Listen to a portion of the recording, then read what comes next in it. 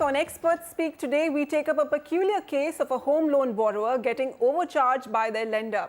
In a case study shared with us, the home loan borrower claims that for the first EMI he paid to his lender to kickstart the loan disbursement, the bank charged the individual for the full month instead of calculating it on a pro rata basis. So while the interest calculated for his first EMI should have been for just a fortnight, which was the gap period between the date of loan disbursement and the date of the first EMI payment, the consumer was instead charged for the full month. Effectively, the consumer ended up paying some 0.4% of the loan amount unknowingly. We have an industry expert, Mr. Harsh Rungta of apnapaisa.com, who has studied this case. Mr. Rungta, welcome to the Property Show.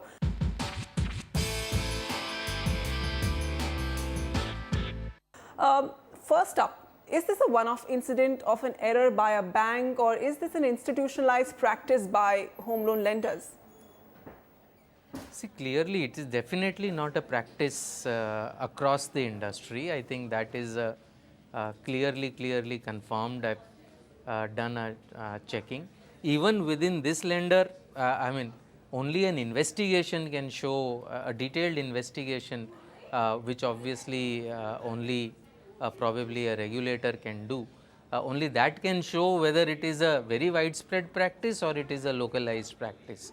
But clearly, as you just mentioned, in the one or two cases that have been highlighted, very clearly a consumer has been charged interest for a period for which the money has not been lent, and very clearly that is not as per even the agreement signed with the same bank. And therefore, this is something that clearly needs to be investigated, primarily not just from this consumer's point of view, which probably can be compensated by this consumer getting paid back, but clearly to see whether this is a systemic issue or it is only a one-off issue.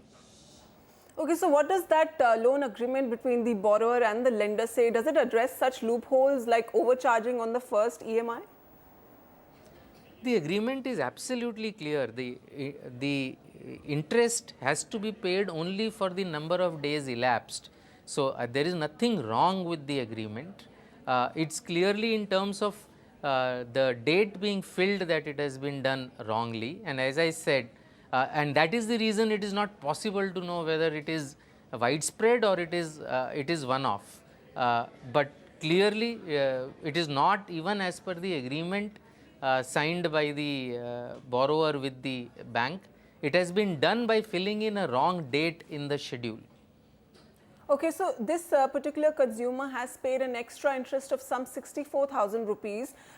He approached the bank has denied any wrongdoing. The RBI has said that we don't deal with such cases. It is not under our jurisdiction if you're claiming that it's a systemic practice. This consumer has now approached the Bombay High Court and filed a petition. But not every consumer can approach the civil court. Where do such cases go? Where do consumers go for such cases, and how does he recover this money now? So, see, as far as this consumer is concerned, I believe that the bank told him that they would be willing to compensate. I have not seen any documents, but that is what this consumer said, that the bank was willing to give him his amount. He was not willing to accept it simply because he thought this is, and he says that it is a widespread practice, and he wanted this in writing from the bank, which the bank was not willing to give. This consumer wrote to the regulator RBI. The RBI hasn't written back, but RBI has a long-standing policy. I mean, the entire structure is of solving individual grievances, and there is no real publicly known structure which can look at issues on a systemic basis. I am sure they do that internally, but that is not accessible by the public. So, I think that clearly is a lacuna in the system, whereby the consumers are unable to access any system within the regulator that solves systemic issues rather than individual grievances. So going forward, what can home loan borrowers keep in mind when signing the loan agreement, or when fixing up the numbers of their principal and their EMI? What should they keep in mind? What's your advice? So I think as you rightly said, not every consumer can go ahead and file a public interest litigation. At least what he can do is, when the first installment comes, he should check up the interest and principal breakup, and the interest should only be from the period of disbursement till the date of EMI. I think that is the minimum that any home loan consumer should do. He should pay attention to the breakup of the first EMI, because that's where this particular overcharge is clearly occurring. Okay, but this particular consumer had the patience to actually go through the numbers and calculate that, he was being paid extra. These are the numbers, but, there has to be some kind of a systemic, reform in the banking system, that it's clearly transparent for all home loan seekers. I completely agree. There should be no need for a consumer to have to check all this, but I think that is the issue with the way I think we have regulations being enforced in India. I mean, there are many regulations which the banks don't follow. Only consumers who are conscious of their rights and take up, only their cases are solved.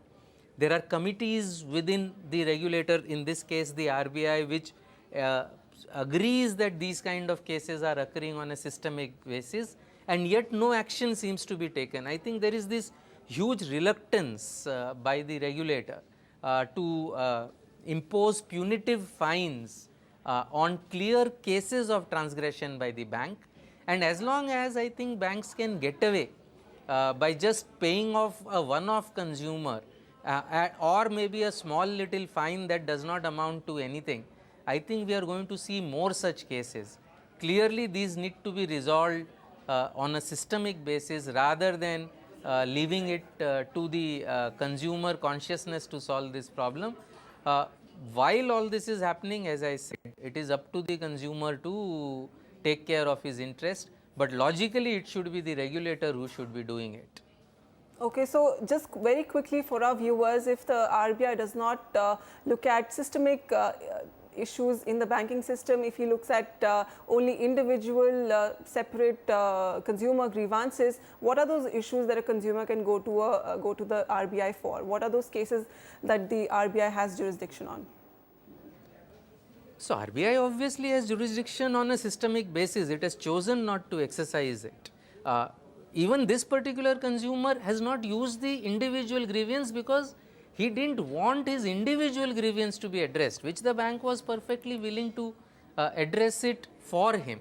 So RBI has complete jurisdiction. It can do, I mean, it can solve this very quickly. It can investigate. It has all the powers and the resources to be able to investigate this. And I think the impending changes, I mean, the whole regulatory architecture is changing. If you know, the finance minister has announced that there will be a common grievance redressal machinery across regulators. I think that's an excellent move, because a common grievance redressal by definition their only job is a grievance redressal, and I am confident that when this machinery is actually set up, it will not only look at individual grievances, but they will make sure that the systemic issues thrown up by those individual grievances will also be taken care of. And I am sure the legislation that permits this centralized grievance machinery will give that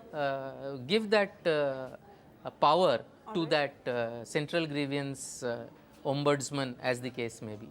Okay, so a one-off case, but quite an eye-opening case right there. Mr. Rungta, thank you so much for sharing your inputs. Thank you.